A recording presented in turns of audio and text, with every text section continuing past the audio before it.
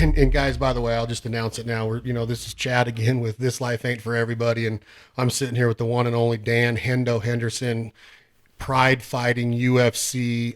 He's a friend of mine, and it's hard to call a friend a legend, but in his world, and I've seen it firsthand, he's for sure legend, and I know he doesn't like me saying that, but Dan Henderson.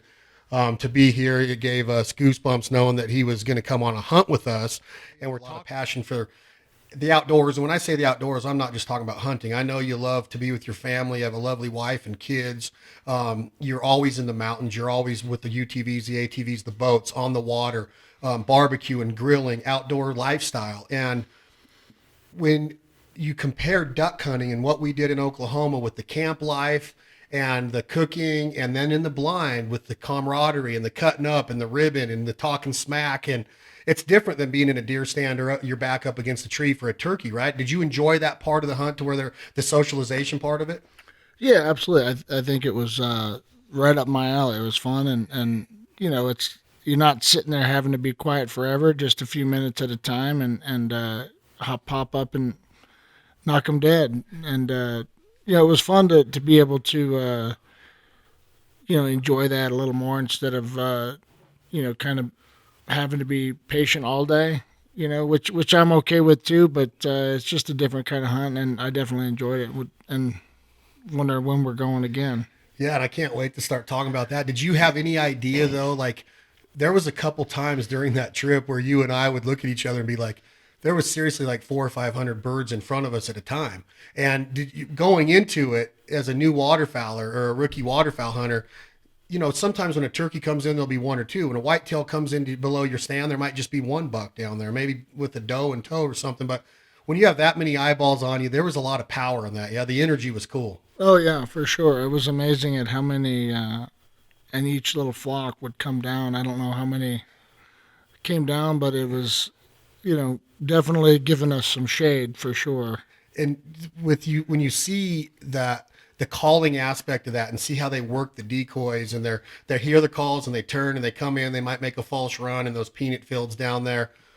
Were you like wanting to jump up all the time, or did you have a hard time with the way I was, with how patient we were trying to be and get him as close, or was it tough for you to lay low for that long? No, actually, I kind of had took me a couple times to get the timing of it right. I was thinking we were going to let them all land and then pop up all at once when they're already on the ground, and you kind of tend to like to get them right when they're about to touch the ground. So I wasn't ready the first couple times to pop up when you yelled go, but I got the hang of it pretty quick, I think. And yeah, I mean, there were several times where we had opportunities to unload our guns. You have two in the magazine and one in the chamber. And were you like, what the guns we use, those Benelli Super Black Eagle threes, the dependability of those, you kept telling George, because George Thompson, who's a product development for Benelli, was there.